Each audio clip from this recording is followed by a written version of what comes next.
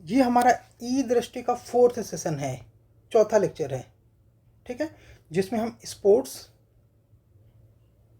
For example खेल, और जो रिपोर्ट्स एंड पब्लिकेशंस होते हैं, इसके अलावा कुछ मिसलेनियस करंट अफेयर्स कवर करेंगे। ये पूरे सेशन में सबसे ज़्यादा इंपॉर्टेंट होता है, बिकॉज छोटे से सेशन होते हैं यहाँ पे, लेकिन कम से कम 5 to 6 क्वेश्चन आपकी यहीं से बनेंगे। ये जो 4th लेक्चर होने वाला है, इसमें 5 to 6 क्वेश्चन बनते हैं। एक बात। दूसरी, हमने आपको बताया कि हम ये 5 सेशन पूरे लेंगे ई दृष्टि करंट अफेयर्स मैगजीन में, लेकिन 4th सेशन में आज ये ख़त्म हो जाएगा, इसमें ये एंड हो जाएगा। तो हमने 5th क्यों लिखा? 5th सेशन इसमें आएगा जिसमें हम सारे MCQ, more than 500 MCQs current affairs पे जो बेस्ड होंगे वो करवाएंगे, ठीक। तो कहीं भटकने की ज़रूरत नहीं, परेशान होने की ज़रूरत नहीं है, सब कुछ आपको दी कॉन्सेप्चुअलाइज में मिलेगा, ठीक है। चलो, विदाउट मेकिंग एनी डिले हम लोग शुरू करते हैं। स्पोर्ट्स, इंडियन प्रीमियर लीग आपको पता है 2024 में हुआ। इसके बारे में हम थोड़े से फैक्ट से स्टार्ट में बात कर चुके हैं। तो इसमें जो कुल पुरस्कार राशि है वो है 46.5 करोड़। विजेता KKR को 20 करोड़ मिले। उप विजेता सनराइजर हैदराबाद को, कोलकाता की टीम थी KKR, जिसके ओनर हैं शाहरुख एंड जूही चावला, जिसकी कोच हैं गौतम गंभीर। हाँ, सनराइजर हैदराबाद को 12.5 करोड़ मिले। तीसरे स्थान पर राजस्थान रॉयल को 7 करोड़ मिले एंड चौथे स्थान पर RCB को 6.5 करोड़ मिले, ठीक। ये फाइनल मैच की डेट कब थी? तो 26 मई 2024। कहाँ पर? MA चिदम्बरम स्टेडियम चेन्नई में, ठीक। इसके जो स्पॉन्सर थे, प्रायोजक, वो टाटा कंपनी है और ये अपने आप में 17वां IPL संस्करण है। कुल इस बार 10 टीमें थीं, कुल मैचेस हुई 74। प्लेयर ऑफ द टूर्नामेंट, यानी कि इस सीरीज़ के प्लेयर कौन थे? सुनील नरेन, ये प्लेयर ऑफ द सीरीज़ थे। Player of the match Mitchell Starc. ये फाइनल में प्लेयर ऑफ द मैच कौन थे? Mitchell Starc. ऑरेंज कैप, जो कि सर्वाधिक रन लेने के लिए दिया जाता है, विराट कोहली को मिला है। और पर्पल कैप हर्षल पटेल को मिला है। इन्होंने सर्वाधिक विकेट लिए हैं। कितने? हर्षल पटेल ने लिए हैं किंग्स 11 पंजाब के लिए 24 विकेट, जो सर्वाधिक विकेट हैं। और कोहली ने कितने रन बनाए हैं? 741 रन RCB के लिए बनाए हैं, सर्वाधिक रन, जिसके लिए ऑरेंज कैप दी जाती है, पर्पल कैप दिया जाता है सर्वाधिक विकेट के लिए, ठीक। तो ये 2 बहादुर हो गए। और कुछ देखते हैं।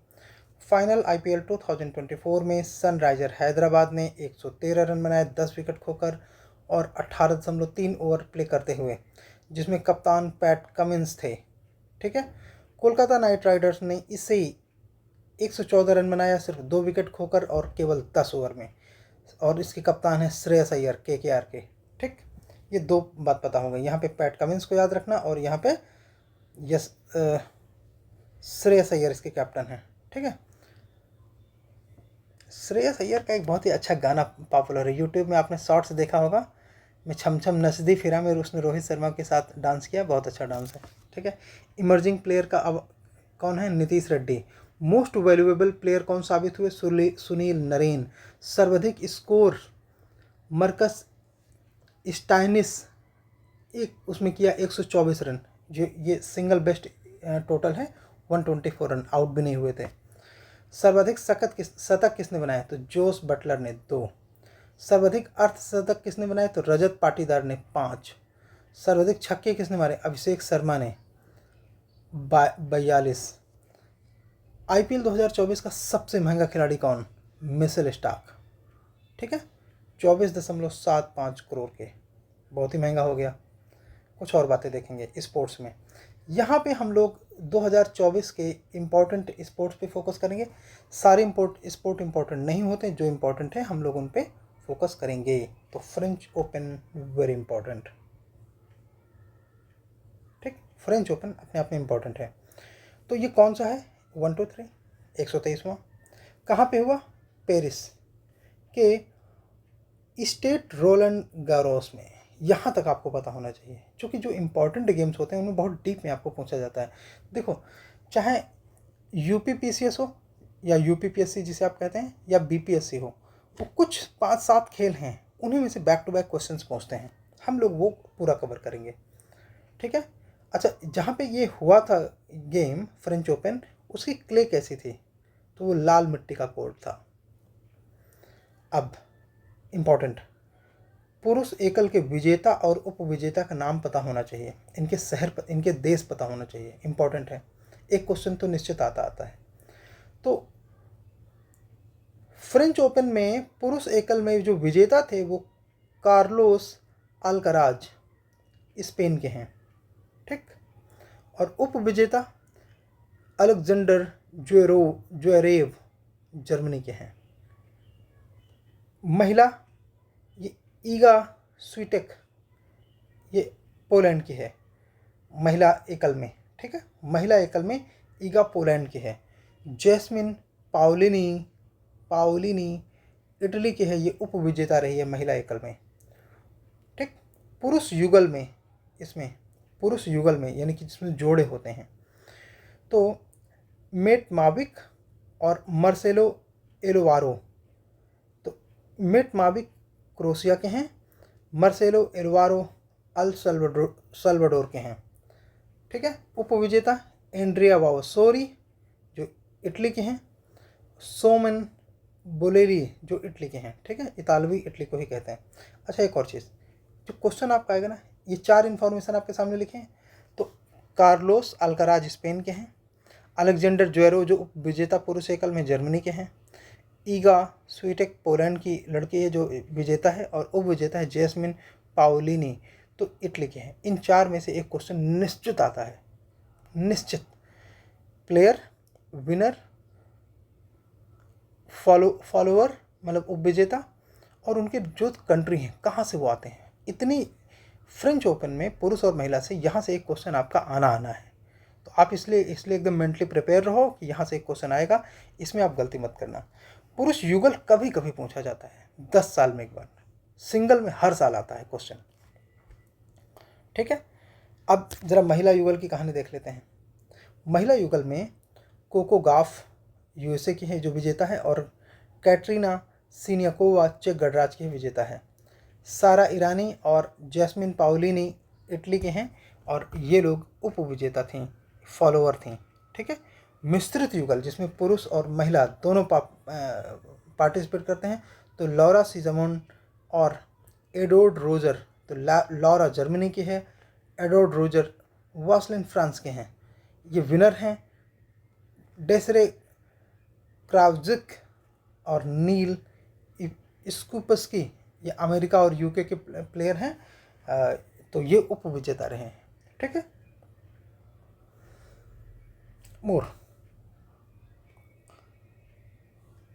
ऑस्ट्रेलियन ओपन के बारे में, जैसे फ्रेंच ओपन होता है उसी तरह ऑस्ट्रेलियन ओपन भी इंपॉर्टेंट गेम है। ये संस्करण कौन सा था? तो ये 112वां था। फ्रेंच ओपन में कौन सा संस्करण चला है?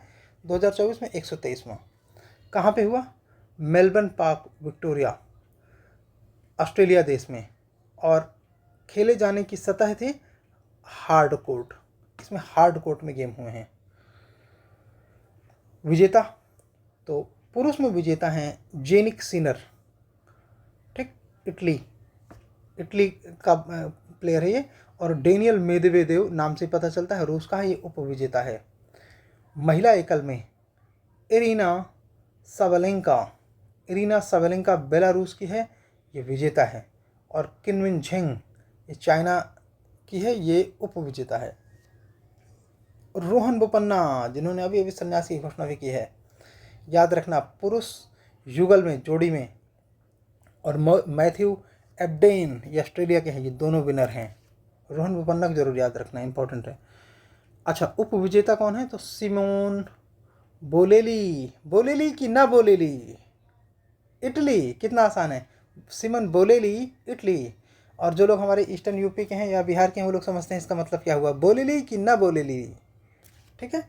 एड्रिया वावसोरी ये भी इटली की, तो ये भी इटली का, इनके तो नाम भी नहीं पता चलते कौन महिला है कौन पुरुष। तो ये लोग फॉलोअर थे, मतलब फॉलोअर मतलब होता उपविजेता। महिला युगल विजेता सी सु वी, चीनी ताइपेई की है और एलिस मार्टेस बेल्जियम की, और ये विनर हो गए महिला युगल में।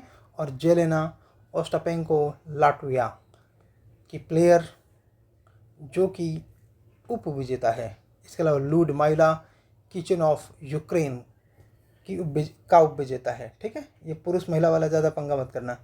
और मिश्रित युगल ऑस्ट्रेलियन ओपन में सी सू वेई चाइना ताइपे की ये विजेता है। एंड जैन जिलिंस्की पोलैंड ये भी विजेता है। ये दोनों पुरुष महिला हैं। ठीक है ना। इसके अलावा फॉलोअर कौन है, यानी कि उप विजेता डेसरे क्राविज्क एंड नील स्कुपस्की। ठीक, तो ये हमको पता चल गया विजेता और उप विजेता। आप जरा और कुछ काम की सूचनाओं पे बात करते हैं। छठवां खेलो इंडिया यूथ गेम, यहीं पे कवर कर लो। आयोजन इसका हुआ तमिलनाडु में।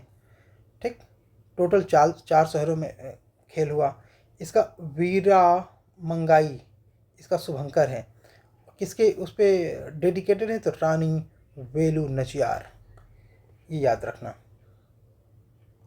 6th है, ये भी याद रखना। 6वां नंबर का है, ये भी याद रखना। ठीक है। और title sponsor sports for all, सर्वश्रेष्ठ एथलीट वृद्धि अग्रवाल तैराकी की 5 स्वर्ण खेलो इंडिया यूथ गेम में। ठीक है, पहली बार शामिल किया, कौन सा गेम पहली बार शामिल किया गया, स्क्वैश। भारत प्रदर्शन खेल के रूप में प्रदर्शित खेल सिलंबम। अब पदक तालिका देख लेते हैं खेलो इंडिया यूथ गेम का। तो सबसे ज़्यादा स्वर्ण आए हैं महाराष्ट्र को, ये इंपॉर्टेंट है। ठीक है ना, ये इंपॉर्टेंट है। सबसे ज़्यादा स्वर्ण आए हैं महाराष्ट्र में, नंबर 2 पे हैं तमिलनाडु में, नंबर 3 पर है हरियाणा में। अब ध्यान क्या देना है, टोटल मेडल में नंबर 1 पर महाराष्ट्र, नंबर 2 पर हरियाणा। यहाँ पे तमिलनाडु पीछे चला जाता है, बस इतना याद रखना है। हाँ, यूपी बिहार वाले अपना अपना डेटा ज़रूर देखेंगे। यूपी में गोल्ड 11, बिहार में 2, यूपी में रजत 13, बिहार में 2, यूपी में कांस्य 18, बिहार में 1, यूपी में कुल मेडल 42, बिहार में 5। ठीक है, चलिए कुछ और हम लोग इम्पोर्टेंट गेम्स के बारे में देखेंगे। ध्यान देंगे और केवल इम्पोर्टेंट करेंगे, सारे बिल्कुल भी नहीं करेंगे। ठीक है, केवल इम्पोर्टेंट पे फोकस करना है, सभी पे फोकस नहीं करना है। इसको थोड़ा सा जूम आउट कर लेते हैं। चलिए तो 3 स्टार ग्रांड प्रीमियर प्रतियोगिता ये स्लोवानिया में हुई। इंपॉर्टेंट नहीं होता, लेकिन ये इंपॉर्टेंट हो गया because Shruti Vora 3 star grand premier प्रतियोगिता जीतने वाली प्रथम भारतीय है, इसलिए भारतीय घुड़सवार है। और ये प्रतियोगिता किससे संबंधित है, घुड़सवारी से संबंधित है। तो श्रुति बोरा की वजह से इसे आप याद रखेंगे। कहाँ पे हुआ, तो आयोजन स्थल है स्लोवेनिया। और देखो ये सब हम T20 कवर कर चुके हैं, यहाँ नहीं देखेंगे। अल्टीमेट फाइटिंग चैंपियन USA में हुआ। अगेन पूजा तोमर की होने की वजह से इम्पोर्टेंट है। मिश्रित मार्शल आर्ट्स की सबसे बड़ी प्रतियोगिता में भाग लेने वाली भारत की पहली फाइटर बन गई। पूजा ने ब्राज़ील के रेयन डॉस सैंटोस को हराकर ये जीत हासिल की। पूजा तोमर को साइक्लोन के नाम से भी जाना जाता है। बस यही तुम्हारा एग्जाम का पॉइंट है। ठीक है, और केवल इंपॉर्टेंट पे फोकस करेंगे, सब पे नहीं। Okay, Brian clay invitational 2024 USA में हुआ और सर्वेश कुसारे ऊंची कूद स्पर्धा में पहला स्थान हासिल किया। ठीक है, इसलिए ये इंपॉर्टेंट है। कुछ और,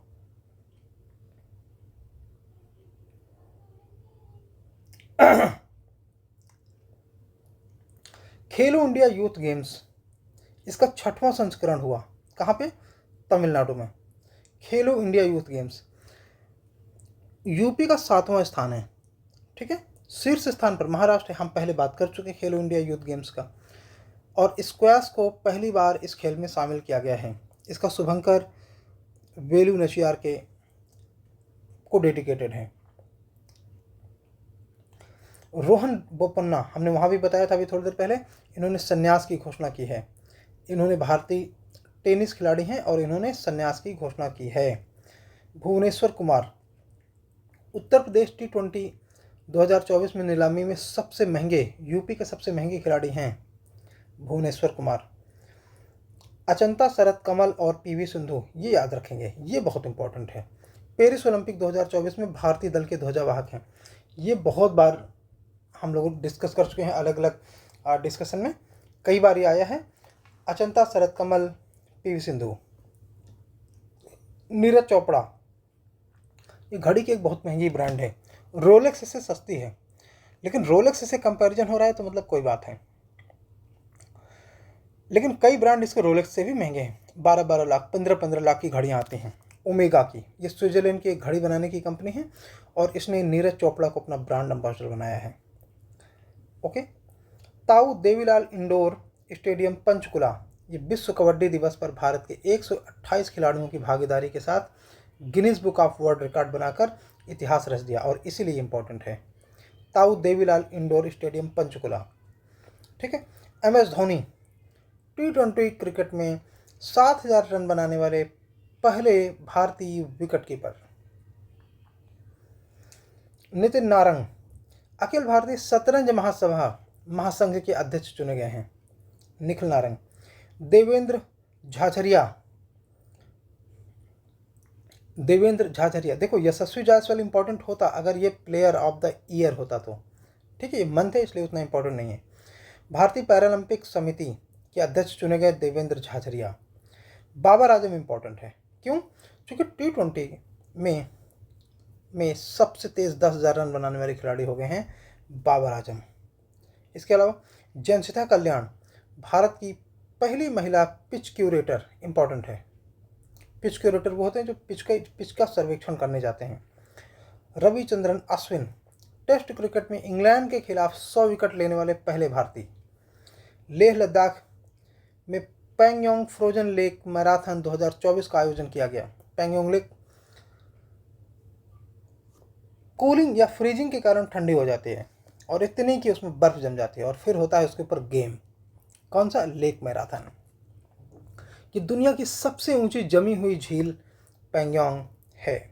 बीजिंग चाइना, विश्व एथलेटिक्स चैंपियन 2027 का मेजबान बनेगा। टिम साउदी, अंतर्राष्ट्रीय T20 क्रिकेट में सबसे अधिक विकेट लेने वाले गेंदबाज बने हैं टिम साउदी। ये फैक्ट बहुत इंपॉर्टेंट है। ओके। MC मैरी कॉम, प्रसिद्ध महिला मुक्केबाज जिन्होंने 2024 में संन्यास की घोषणा की है। जय शाह, एशिया क्रिकेट परिषद के अध्यक्ष चुने गए हैं तीसरी बार। ठीक है, तो ये सारे इंपॉर्टेंट पॉइंट हैं। आइए कुछ और देखेंगे। हाँ, वर्ष 2024 के GI टैग, एक क्वेश्चन निश्चित है, 1 क्वेश्चन श्योर, और 10 मिनट लगेगा आपको तैयार करने में। सबसे पहले आप अपने स्टेट के देख लो। अगर आप यूपी को फोकस कर रहे हैं, केवल यूपी को, तो उत्तर प्रदेश के देख लो। अगर आप यूपी और बिहार दोनों को फोकस कर रहे हैं तो यूपी और बिहार दोनों को देख लो। अगर आप केवल बिहार को फोकस कर रहे हैं तो भी यूपी और बिहार दोनों को देख लो कम से कम। ठीक है, और यूपी वाले भी बिहार की चीज़ों को देखो। यूपी बिहार से एक दूसरे का, चूँकि मौसेरे भाई बहन जैसा नाता है, इसलिए एक दूसरे के स्टेट से बहुत क्वेश्चन पूछे जाते हैं।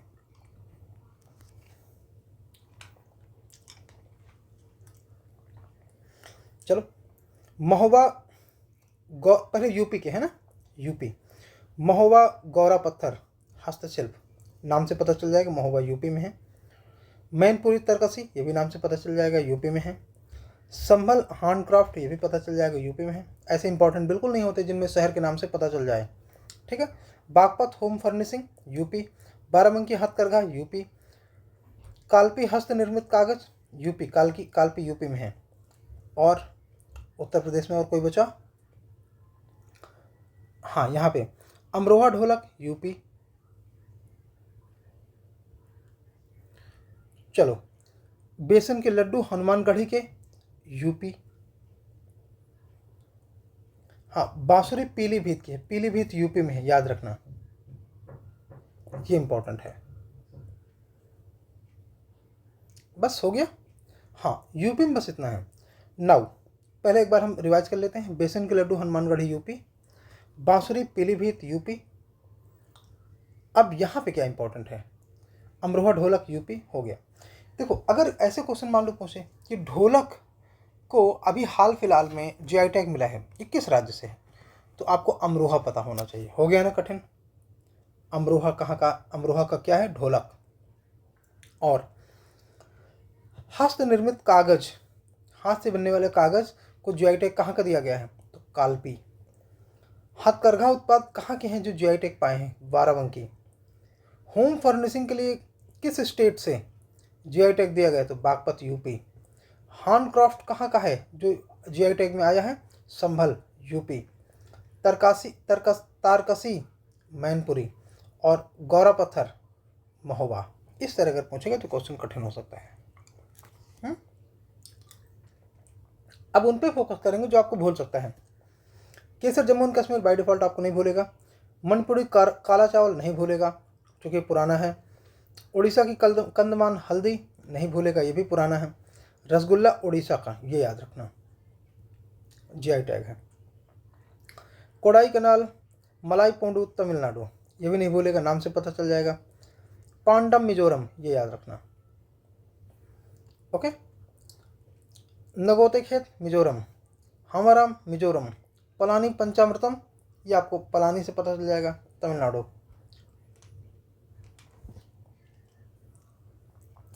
तवल्लुह पुआम मिजोरम। मिजो पुआचेई मिजोरम।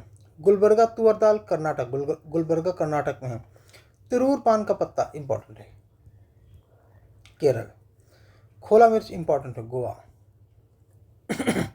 इंदु मिशनी टेक्सटाइल अरुणाचल। डिंडीगुल लॉक्स ताले तमिलनाडु। कड़ागी साड़ी तमिलनाडु। श्री विल्लपुत्तर पलकोवा तमिलनाडु। अजरक प्रिंट गुजरात, ये याद रखना, नाम से नहीं पता चल रहा, हिंट भी नहीं मिल रहा। अजरक प्रिंट कहाँ का है। सांझी क्राफ्ट मथुरा, देखो ये हम पीछे भूल चुके थे, ये भी यूपी है। सांझी क्राफ्ट मथुरा यूपी, ध्यान रखना। जनजाति पोशाक रिंगनाई पचरा Tripura, important. God painting Madhya Pradesh की, ये गोंड ट्राइब से रिलेटेड है, इंपॉर्टेंट। देखो ये भी भूल गया था, ये भी यूपी में है। तिरंगा बर्फी यूपी। मंजूली मुखौटे एवं पांडुलिपि पेंटिंग असम। आदिवासी पोशाक रीसा, रीसा कहाँ का है, त्रिपुरा। सिल्वर फिलेग्री यानी कि चांदी तारकसी उड़ीसा। ढेकनाथ माझी मिठाई उड़ीसा।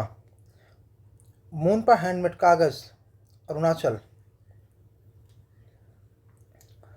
आदि अम्पोंग गैलो वस्त्र मरुआ आपो अरुणाचल, उधर हो गया। यहाँ पे नीसी वस्त्र अंगन्यात मिलेट, मिलेट की वैरायटी है अरुणाचल। कच्छी खरेक खजूर की वैरायटी है गुजरात। रेड आंट चटनी डोंगरिया कोंद स्टॉल उड़ीसा, चींटी की चटनी खा रहे हैं भाई। लौंजा सौरा पेंटिंग खजूरीगढ़ उड़ीसा। सिमलीपाल काई चटनी उड़ीसा, काई की चटनी बनती है। ढेकनाथ मगजी नयागढ़। कांति मुंडी बैगन उड़ीसा। कदियाल साड़ी तांगेल साड़ी पश्चिम बंगाल। गरज साड़ी कोलिनुनिया चावल पश्चिम बंगाल। रामवन अनारदाना जम्मू एंड कश्मीर। ठीक है, तो ये हो गए जीआई टैग। अब हम फोकस करेंगे कुछ रिपोर्ट्स पर, जो कि रिपोर्ट्स वाले question important. So first report है जिसे हम कवर कर रहे हैं, Henley private health migration, private wealth migration. Wealth important है क्योंकि इसमें भारत का नाम है। कौन जारी करता है, हेनले एंड पार्टनर्स। शीर्ष 3 देश जहां से अमीर पलायन कर रहे हैं, मतलब जा रहे हैं, तो सबसे ज़्यादा चाइना से भागते हैं, फिर यूके से जा रहे हैं, और नंबर 3 पर भारत से जा रहे हैं। और वो शीर्ष 3 देश जहां पर ये अमीर आ रहे हैं, संयुक्त अरब अमीरात नंबर 1 पर है। सोचिए दुबई में कितना लोग जा रहे हैं। संयुक्त राज्य अमेरिका नंबर 2 पर है और सिंगापुर नंबर 3 पे है। अब आप ये सोचिए, सिंगापुर और यूएई ये तो छोटे छोटे शहर हैं और यहाँ पर अगर अमीर लोग अपने से जाकर रहने लगें तो सोचिए उनकी गवर्नेंस कितनी अच्छी होगी। क्या कोई और वजह है कि रिच लोग कहीं से जाकर कहीं और रहें, उसके पीछे एक ही कारण है, और वो है वहाँ की गवर्नेंस। ठीक है, छोटे छोटे देशों में अगर सीधे सीधे अमीर जाके पलायन करके रहने लगेंगे तो उनको इकोनॉमिक ग्रोथ के लिए कुछ करना ही नहीं पड़ा, है ना। और भारत जैसे देशों से पलायन कर रहे हैं, ये दुखद है। Global peace index, global peace index कौन इसे इशू करता है? तो institute for economics and peace. शीर्ष 3 देश, आइसलैंड में सबसे ज़्यादा शांति, फिर आयरलैंड में और ऑस्ट्रेलिया में। सबसे कॉमन बात है कि तीनों में आ है, आ। ठीक है, आ याद रखेंगे। आइसलैंड, आयरलैंड और ऑस्ट्रिया। भारत का स्थान 116वां है। अंतिम स्थान पर कौन है? यमन। यमन। क्षेत्रवार में तो सबसे शांतिप्रिय क्षेत्र है यूरोप। दक्षिण एशिया में भूटान का प्रथम स्थान है, जबकि दक्षिण एशिया में भारत का 5वां स्थान है। मतलब भारत दक्षिण एशिया में ले दे के 7-8 देश हैं, उनमें भी नंबर 1 नहीं है। दुखद है। शांति के मामले में तो बात ही मत करो, भारत का शांति से ज़्यादा लेना देना ही नहीं ऐसा लग रहा है। सतत विकास लक्ष्य भारत सूचकांक नीति आयोग द्वारा जारी किया जाता है। ठीक है, sustainable development index of India, जिसमें शीर्ष राज्य हैं केरल, उत्तराखंड, इन दोनों के 79 मार्क्स हैं या स्कोर हैं, और ये शीर्ष पर हैं। राज्यों की श्रेणी में उत्तर प्रदेश 67 स्कोर के साथ 18वें स्थान पर है। केंद्र शासित प्रदेश में चंडीगढ़ टॉप पे है 77 के साथ, नहीं याद रखना।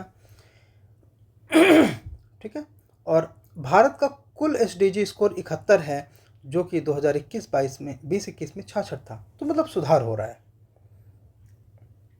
सेलिब्रिटी ब्रांड वैल्यूएशन, मतलब कौन सा हीरो या हीरोइन या एक्टर एक्ट्रेस ये अपने आप में जिनकी ब्रांड वैल्यू ज़्यादा है, तो ये कौन इशू करता है? क्रॉल। क्रॉल के द्वारा इशू किया जाता है ये रिपोर्ट, और 227.9 बिलियन डॉलर की ब्रांड वैल्यू के साथ विराट कोहली नंबर 1 पर हैं, और 203 मिलियन डॉलर ब्रांड वैल्यू के साथ रणवीर सिंह, ये वीर हैं बीर नहीं, रणवीर सिंह दूसरे स्थान पर हैं, जबकि 120.7 मिलियन डॉलर ब्रांड वैल्यू के साथ शाहरुख खान तीसरे नंबर पर हैं। बुढ़ापे में भी स्टारडम कायम है ना। The state of the words forest, status होना चाहिए मेरे ख्याल से, खैर status of world forest report, जो कि फाओ की है, ठीक है, फूड एंड एग्रीकल्चर ऑर्गेनाइजेशन की है। ये 2010 से 20 के बीच में वन क्षेत्र में औसत वार्षिक वृद्धि 19.37 लाख हेक्टेयर की साथ चीन शीर्ष पर है। चीन ने सबसे ज़्यादा फॉरेस्टेशन की है, एफॉरेस्टेशन। इस सूची पे ऑस्ट्रेलिया 4.46 लाख तथा भारत 2.66 लाख हेक्टेयर दूसरे और तीसरे स्थान पर हैं। ठीक है, इन देशों ने भी वृद्धि की है। और हेनले पासपोर्ट इंडेक्स, ये पासपोर्ट इंडेक्स के लिए इंपॉर्टेंट है, हेनले एंड पार्टनर्स द्वारा इशू किया जाता है। 195 देशों में वीसा मुक्त प्रवेश की अनुमति के साथ सिंगापुर शीर्ष स्थान पर है। मतलब सिंगापुर के लोगों को 150 देशों में जाने के लिए वीसा की जरूरत नहीं है, वहाँ पे वीसा ऑन अराइवल प्रवेश कर सकते हैं। 192 देशों में वीसा मुक्त प्रवेश के साथ France, Germany, Italy, Japan, Spain ये दूसरे स्थान पर हैं। ठीक है, दूसरे स्थान पर हैं, इतना काफ़ी है। भारत सेनेगल तथा ताजिकिस्तान के साथ 58 देशों में वीज़ा मुक्त प्रवेश करने की अनुमति के साथ 82वां स्थान पर है। बहुत ही पैथेटिक कंडीशन है। ठीक है, रिपोर्ट तैयार करने में इंटरनेशनल एयर ट्रांसपोर्ट एसोसिएशन के आंकड़ों का प्रयोग किया गया है।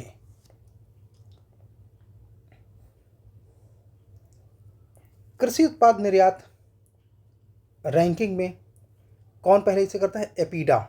एपीडा का फुल फॉर्म क्या है? Agriculture and processed food products export development authority, Bharat की है।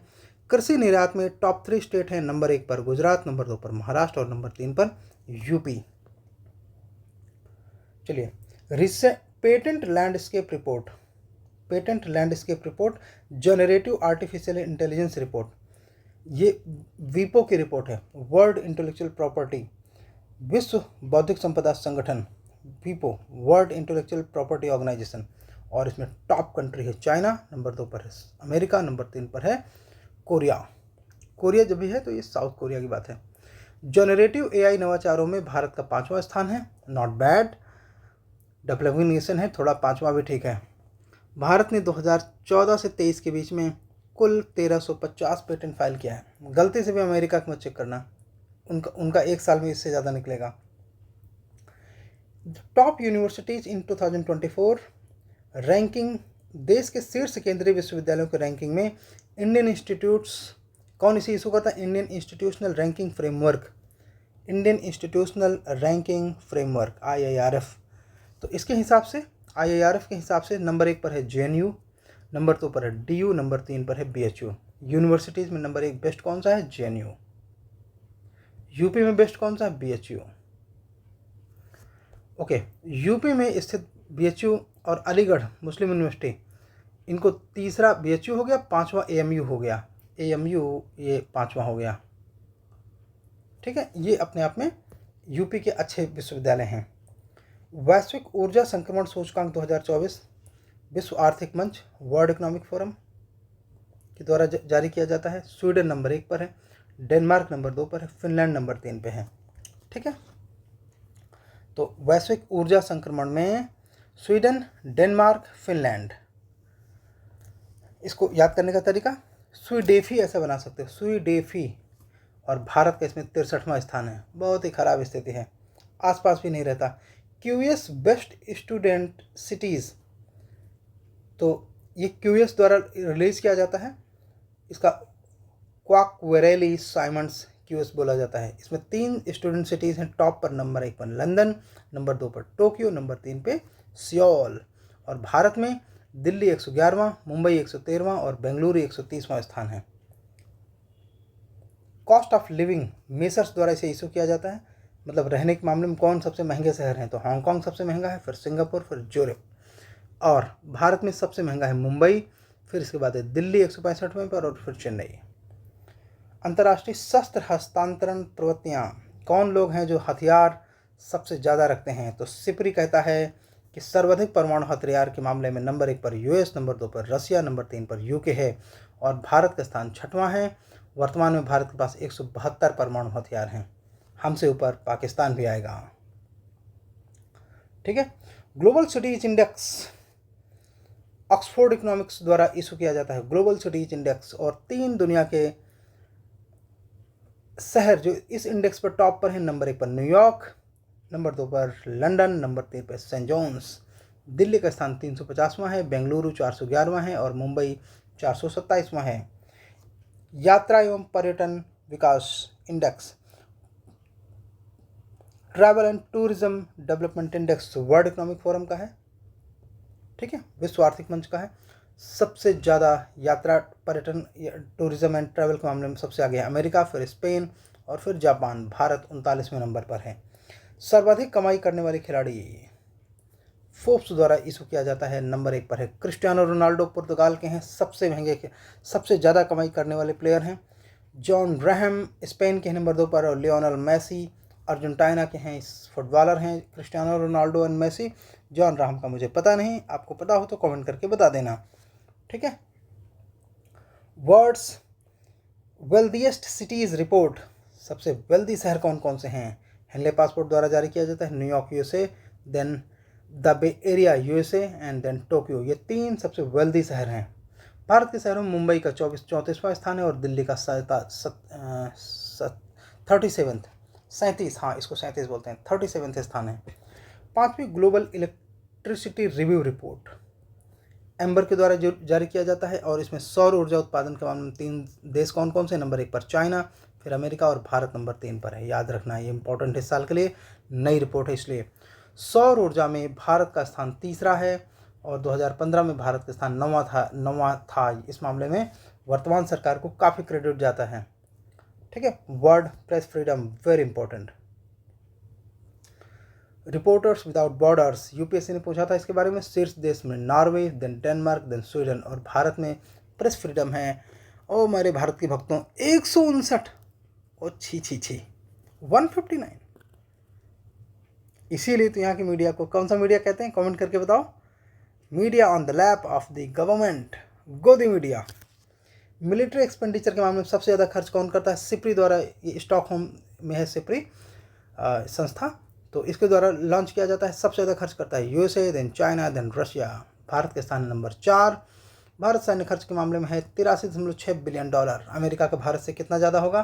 कल्पना करो, करीब करीब 10 गुना और ज़्यादा।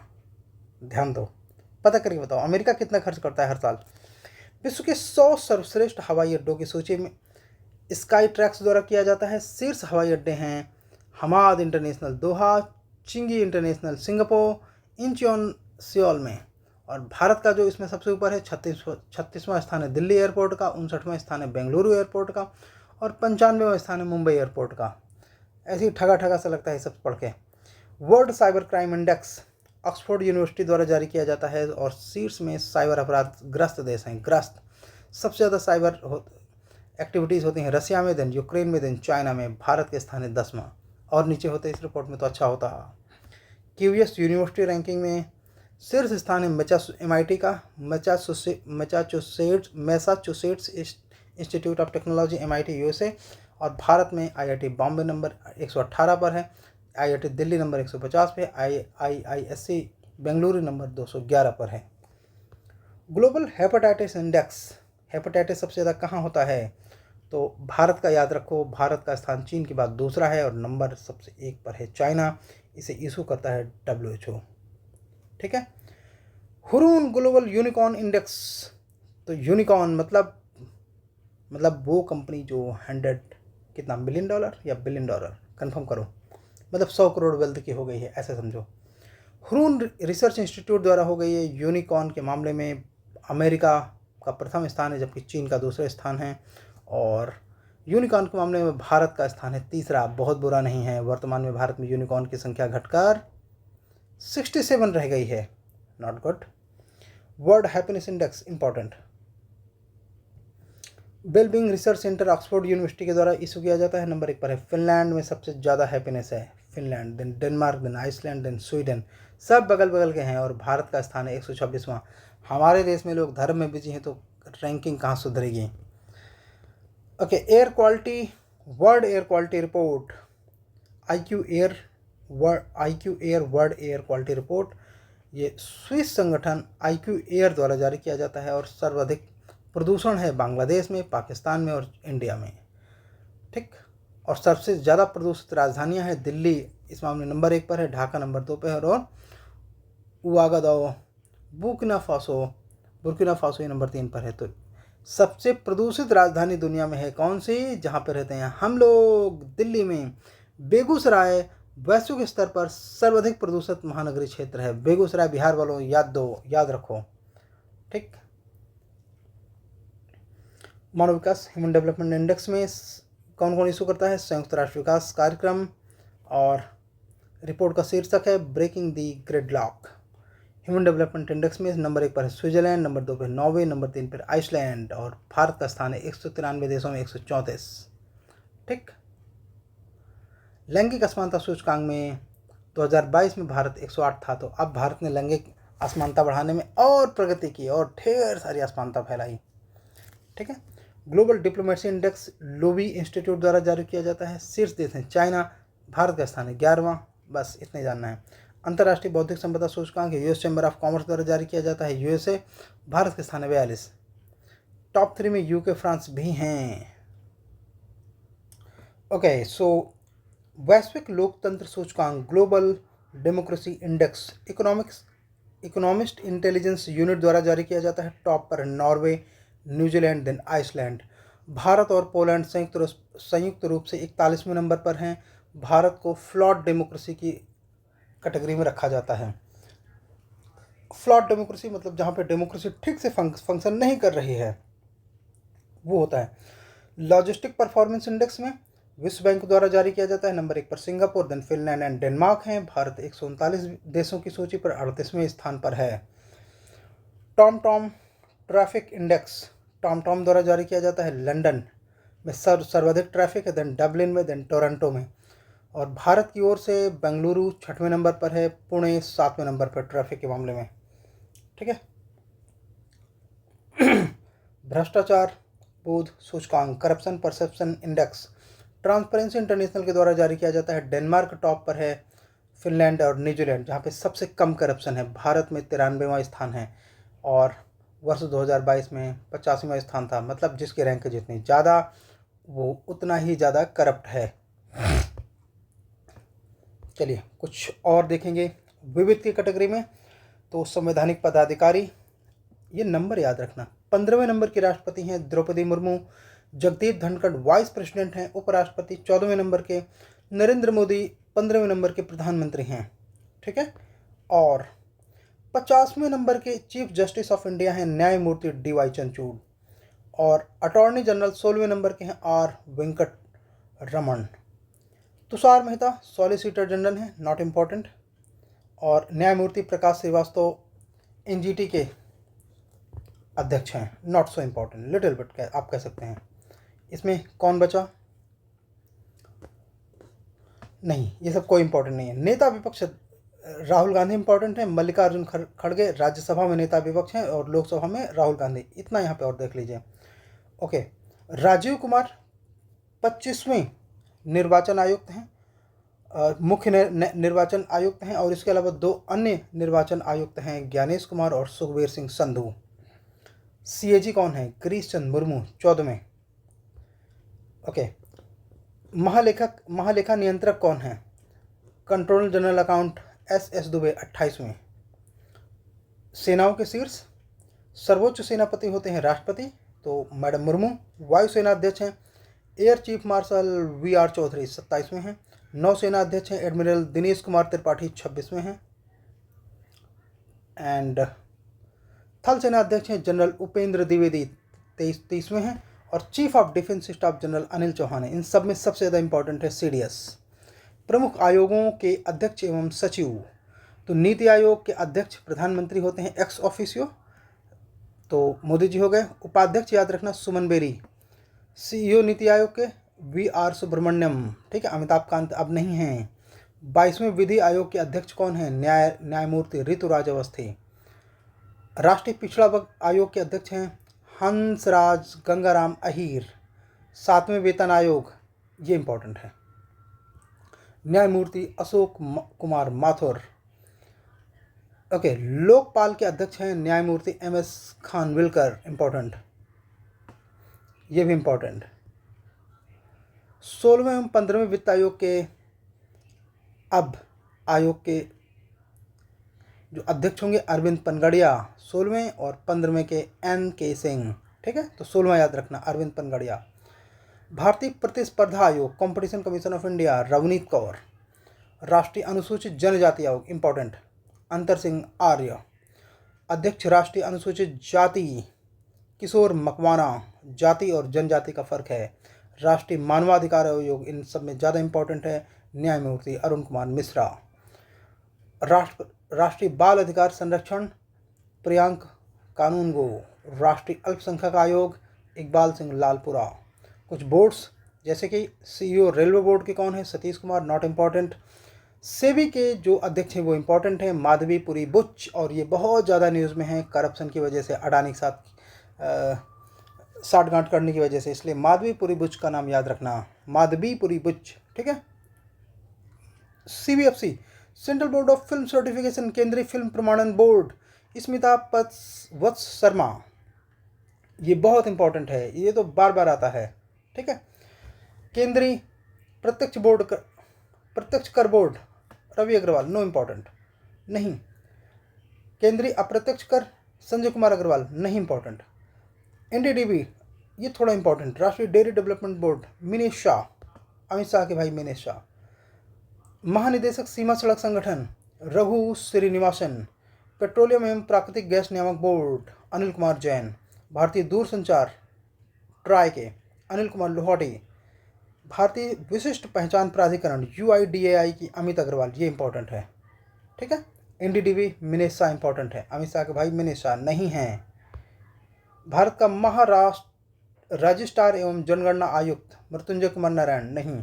लोक लेखा समिति केसी वेणुगोपाल, ये जरूर इंपॉर्टेंट है थोड़ा सा। लोक लेखा समिति के अध्यक्ष हैं केसी वेणुगोपाल। भारतीय राष्ट्रीय राजमार्ग प्राधिकरण संतोष कुमार यादव नहीं। कुछ वैज्ञानिक और उनसे जुड़े हुए संस्थान, जैसे वैज्ञानिक संस्थान और उससे जुड़े हुए चीफ, 10वें इसरो के चीफ हैं एस सोमनाथ। इंपॉर्टेंट इसलिए बिकॉज अभी रिसेंट के जो मिशन हुए इन्हीं के अंतर्गत हुए हैं। परमाणु ऊर्जा आयोग के अध्यक्ष हैं अजीत कुमार मोहंती। परमाणु ऊर्जा नियामक board Dinesh Kumar Shukla. Bhabha Vivek Bhasin. DRDO Sameer V Kamat. अच्छा, हम लास्ट पेज में हैं। महानिदेशक वैज्ञानिक एवं औद्योगिक अनुसंधान CSIR डॉक्टर N कलेसेल्वी। निदेशक विक्रम साराभाई अंतरिक्ष केंद्र उन्नी कृष्णन नायर। कुछ और संस्थान जो अर्थव्यवस्था या वाणिज्य से संबंधित हैं उनके कुछ चीफ, जिसमें फिक्की इंपॉर्टेंट है। फिक्की के चीफ हैं सुश्री ज्योतिविज, ओके, ये महासचिव हैं, सॉरी, और अध्यक्ष हैं अनीसा। फिक्की के अध्यक्ष हैं अनीसा, महासचिव हैं सुश्री ज्योति बिज। एसोचैम के अध्यक्ष हैं कौन है? संजय नायर, इंपॉर्टेंट। और महासचिव दीपक सूद। ये अध्यक्ष और महासचिव दो, ये सब पे ध्यान रखना, अध्यक्ष एवं महासचिव दोनों में ध्यान रखना। भारतीय उद्योग विकास परिसंघ, ठीक है, CII संजीव पुरी इसके अध्यक्ष हैं, ये भी इंपॉर्टेंट, इनसे आता है। इफ्को के दिलीप संघाड़ी। नास्कॉम के सिंधु गंगाधरन। BSE के सुंदर रामन राममूर्ति। और भारतीय unit trust Imtiazur Rahman. National stock exchange Nifty के CEO हैं आशीष कुमार चौहान। बॉम्बे स्टॉक एक्सचेंज के अध्यक्ष हैं प्रमोद अग्रवाल। CEO अलग होता है, अध्यक्ष अलग होता है। तो CEO सुंदर रामन राममूर्ति और अध्यक्ष हैं प्रमोद अग्रवाल। विश्व की प्रमुख कंपनियों के CEO एप्पल के टिम कुक, इजी है। माइक्रोसॉफ्ट के सत्य नडेला, इजी है। एप्पल के टिम कुक, इजी है। माइक्रोसॉफ्ट के CEO हैं सत्य नडेला, आसान है। मास्टर कार्ड के माइकल माइबैक, ये याद रखना, ठीक है। संसद टीवी के रजीत पुन्हानी, इंपॉर्टेंट है। TCS के कृति निवासन, इंपॉर्टेंट हैं। इन्फोसिस के सलील पारेख। अल्फ़ाबेट गूगल के सुंदर पिचाई। अमेजन के NDJC, इंपॉर्टेंट हैं। फ्लिपकार्ट के कृष्णमुरूथी, इंपॉर्टेंट हैं। फेसबुक के जकरबर्ग, ये देखो जुकरबर्ग, ये लोग भी लिखते हैं, अरे उसका नाम जकरबर्ग है, जुकरबर्ग नहीं है। ट्विटर के लिंडा याकिरिनो, इंपॉर्टेंट हैं, ठीक है। व्हाट्सएप के जॉन कुम, इंपॉर्टेंट हैं। मेटा इंडिया के संध्या देवनाथन, वेरी इंपॉर्टेंट हैं, ठीक है। मेटा गूगल फेसबुक की पेरेंट कंपनी है, फेसबुक व्हाट्सएप के। यूट्यूब के नील मोहन, वेरी इंपॉर्टेंट, ये सभी वेरी इंपॉर्टेंट हैं।